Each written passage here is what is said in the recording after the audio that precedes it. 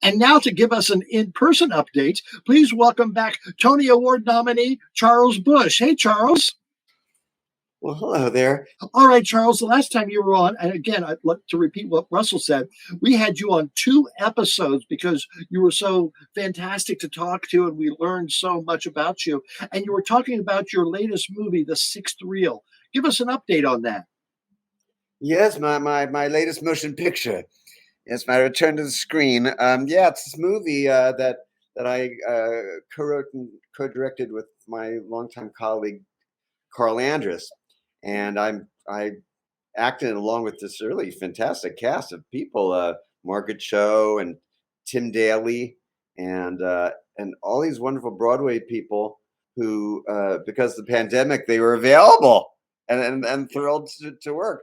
And it's a it's a contemporary comedy caper movie set in the milieu of old classic film collectors and dealers and all sorts of hijinks ensue. Anyway, it's been on the film festival circuit. Yeah, it's coming out like regularly, like in theaters and everything later in the year. But at the moment, on it's Frameline LGBT Film Festival in San Francisco on June 24th at the Castro Theater, and then there's like a window that's available for streaming through them. I think it's June 24th to June 30th. So I'm very excited because I love Frameline. It's one of the best LGBT film festivals, and that's where we first basically premiered Psycho Beach Party and Die Mommy Die as well. So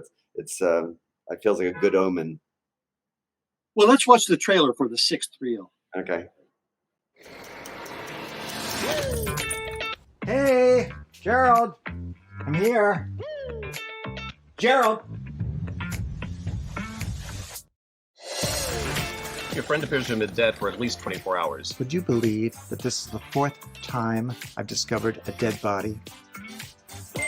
Is there anything else you can tell me that's pertinent? I am an expert in the world of cinema memorabilia. I'll be the one to assess my uncle's estate. Old copies of TV Guide? It's a sickness! Your uncle is more of a hoarder than a collector. London After Midnight is the holy grail of lost films. Jimmy, are you all right? This reel of film could very well be your death warrant. Can we watch it? Are you insane? There are people out there who would gladly slit your throat to possess 10 minutes of London After Midnight. It's at the top of my list of lost films that I would, without conscience, kill to see. Jimmy Nichols! Jimmy, I believe those vampires are calling. Don't pay any attention to them. Jimmy! Let's make a run for it. You cannot escape us! You have it! You have it! You have it! Shut up! Shut up! Shut up! The film has to be sold and out of our hands as swiftly as possible. Congratulations on the cinematic find of the century. Are you free for dinner tomorrow night?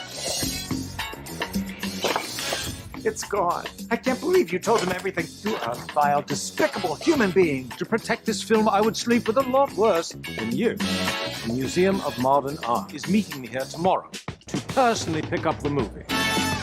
Helen and I have devised a foolproof plan. We shall strive to keep this as simple and undramatic as possible. We're looking for Jimmy Nichols? Don't know him. Never met him. Check. Bring the package downstairs. Check. Hello. Get Max. Take that from me. Jimmy. Shouldn't we be going up 8th Avenue? We will be taking you to a different destination. Can somebody please tell me what is going on? Huh? The film must be destroyed. No! Rumble into death!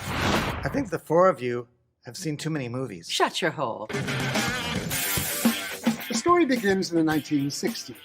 Oh, must we go back to the 60s? I'm on a diuretic. Shut your hole, Doris. I'm into it.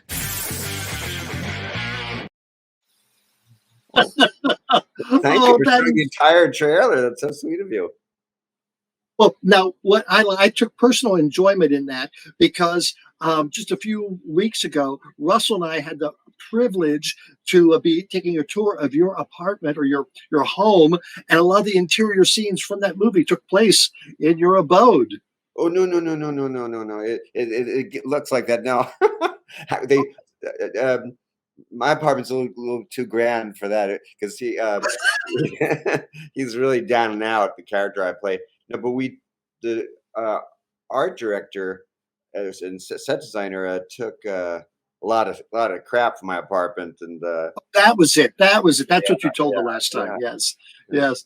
All right. Well, how exciting. So it's going to be streamed on Frameline. It's going to be released to theaters. Do you see a wide release of the No, film? no, that's a little movie. I think it'll probably be just theatrically in New York, and but it'll be streamable and available in every other format, like a regular movie.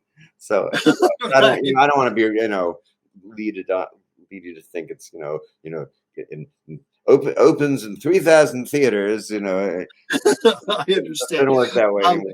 Not you, not you for told the us that you write. You told us that you write something every day. What are you currently writing, and what do you see the next thing coming out that we can know about?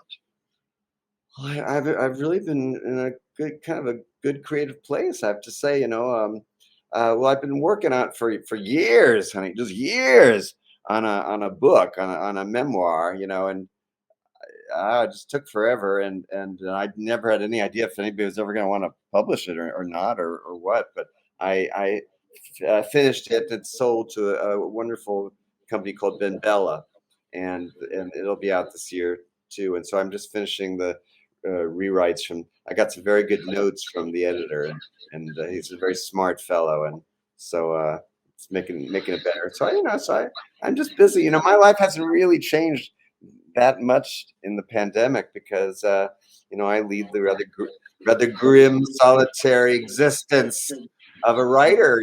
And most of the time I'm just I write every day, and I'm just sort of sitting there. It's just what's a challenge for me in general is just that you have to get up and move around, and you don't want to get secretary spread, do you? No. I think it's a little too late for that. But, Charles, thank you so much. And when your memoir comes out, I hope you'll come back and talk to us about it. I'd love it. So good to see you. Nice seeing you, Charles. Thank you. Thank you. Bye. Thank you. That is so cool.